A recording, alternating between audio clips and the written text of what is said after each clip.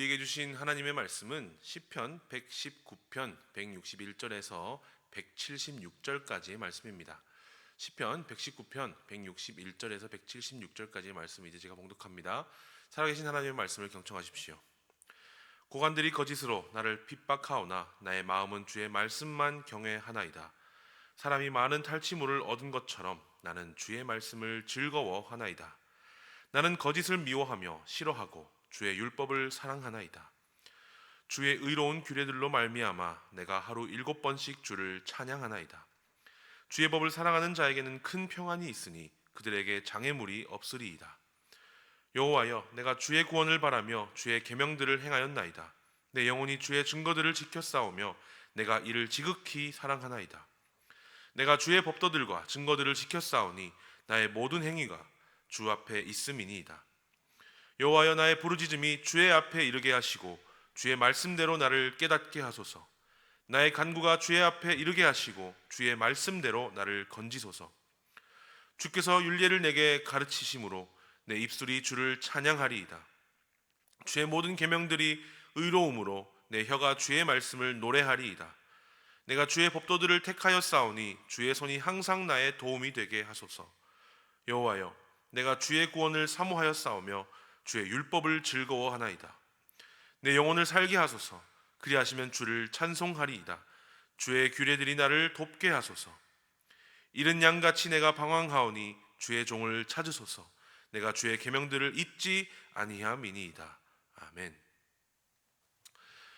우리 삶을 좀 들여다보게 되면 우리는 크게 그리스도인이라는 길 속에서 잘 가고 있는 것처럼 보일 때가 있습니다.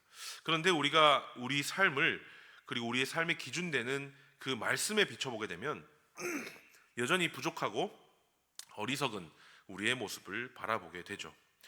오늘 본문은 그런 우리에게 어떤 도전을 주는 말씀이라고 할 수 있겠습니다.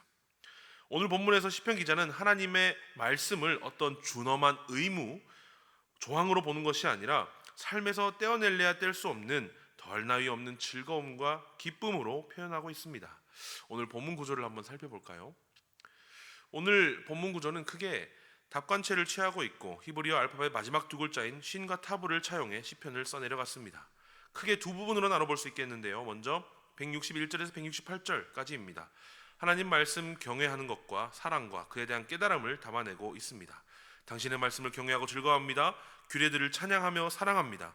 증거들을 지극히 사랑합니다. 같은 내용들로 삶의 기준인 말씀과 함께함이 기쁘고 즐겁고 사랑스러운 일임을 말하고 있습니다. 이어서 두 번째 169절부터 마지막 176절까지의 말씀은 더 깊은 깨달음을 위한 기도와 찬양의 내용을 적어내려가며 오늘 본문이 마무리되게 됩니다.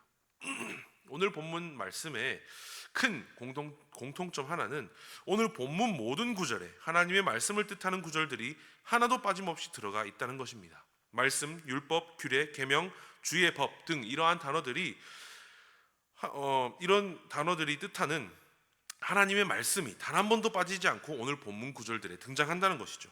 161절에 주의 말씀만 경외하나이다. 162절에 주의 말씀을 즐거워하나이다. 163절에 주의 율법을 사랑하나이다. 이렇게 한번 읽어보십시오. 말씀을 뜻하는 단어가 안 나온 적 없이 계속해서 나오고 있음을 우리는 확인할 수 있습니다.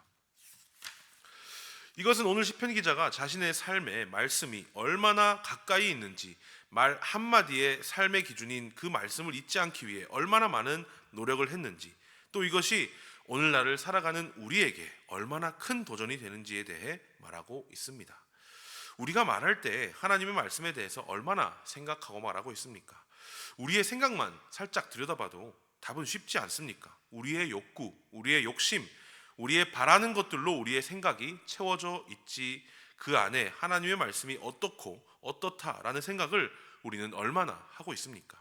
하물며 우리 입 밖으로 나오는 우리의 말이겠습니까?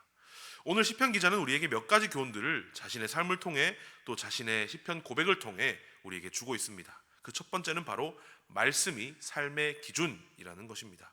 161절 말씀입니다. 고관들이 거짓으로 나를 핍박하오나 나의 마음은 주의 말씀만 경외하나이다. 이게 무슨 의미입니까? 고관들, 곧 요직에 있는 사람, 권력에 있는 이 사람이 시편 기자를 핍박하고 있는 상황입니다. 이것은 우리가 삶에서 받을 수 있는 실제적인 위협과 유혹 그리고 시험이 될 것입니다. 그러나 시편 기자는 이런 위협과 유혹 그리고 시험을 그리고 그것을 주는 고관들을 두려워하는 것이 아니라 주님의 말씀을 두려워한다고 말하고 있습니다.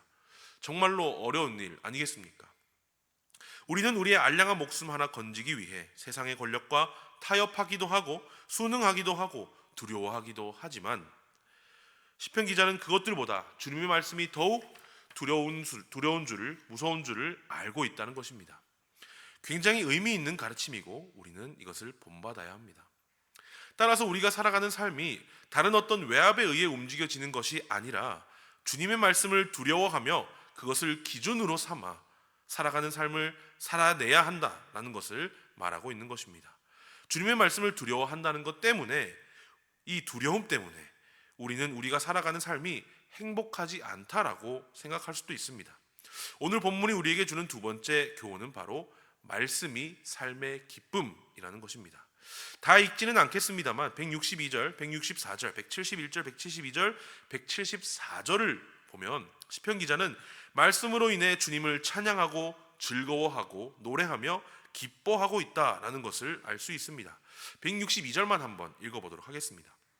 사람이 많은 탈취물을 얻은 것처럼 나는 주의 말씀을 즐거워하나이다. 시편 기자는 전쟁에 나가본 사람인 것 같습니다. 사람이 빼앗은 물건이 많은 것처럼 전쟁에서 이기고 얻은 전리품이 많은 것처럼 그 뿌듯함과 성취감을 가지고 주님의 말씀을 어떻게 한다고요? 즐거워한다라고 말하고 있습니다. 주목해야 할 것은 이 전리품과 같은 기쁨은 그 기쁨의 크기를 가늠에 적은 것일 뿐이라는 것입니다. 다시 말해 시편 기자는 주의 말씀이 어떻기 때문에 나는 주의 말씀을 즐거워한다라고 말하고 있지 않고 말씀 그 자체로 자신의 기쁨을 삼고 있는 것입니다.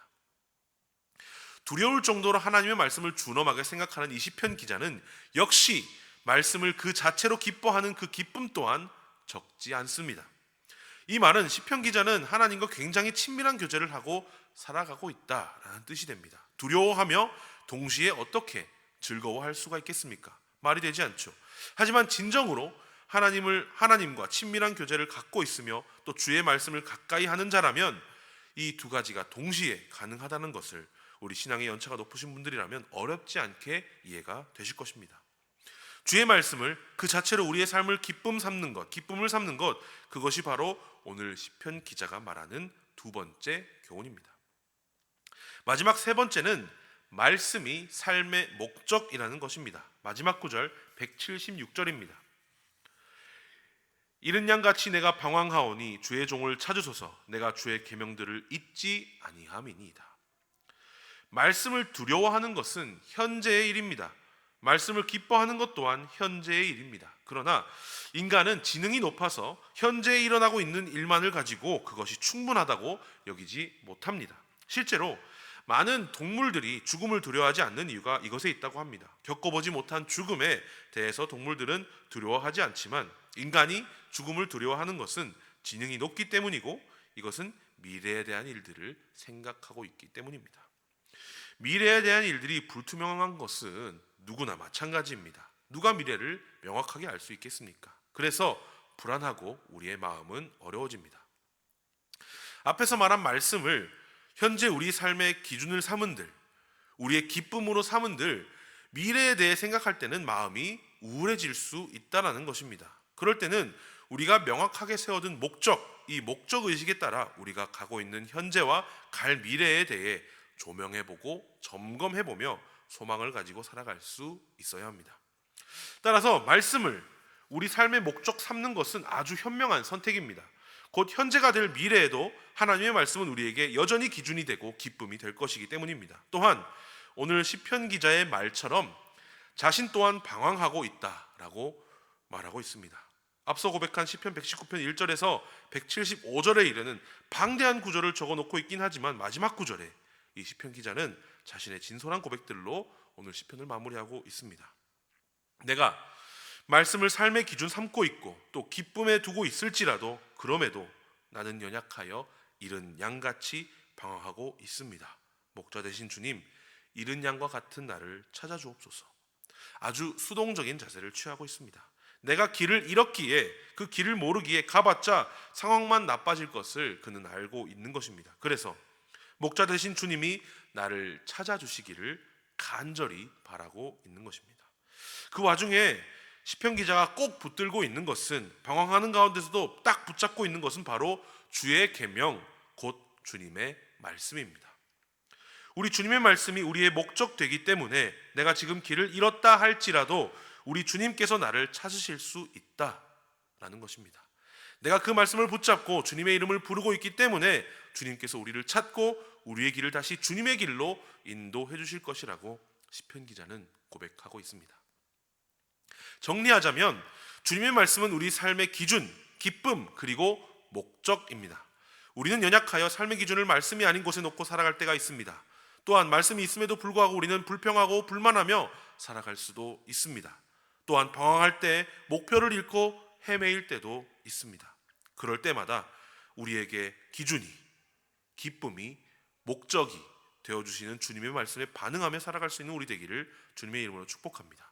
우리가 넘어질 때마다, 길을 잃을 때마다, 낙심할 때마다 때에 따라 주시는 주님의 말씀을 우리가 의지하며 살아갈 때에 사실 지금도 우리가 헤매고 있지만 목자이신 주님께서 우리를 찾으실 줄로 굳게 믿고 주님의 말씀에 우리 모든 것을 맡겨드릴 수 있을 것이라 저는 믿습니다.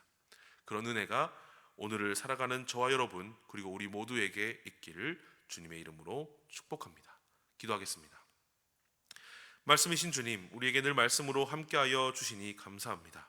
우리가 주님의 말씀을 기준과 기쁨과 목적 삼아 어려운 세상 여전히 방황하고 있는 우리가 주님의 표대 되신 말씀을 보고 나아가며 그 말씀의 기쁨과 생명을 얻는 우리 될 수 있도록 한 주간도 지켜 보호하여 주시옵소서. 감사드리며 예수님의 이름으로 기도합니다.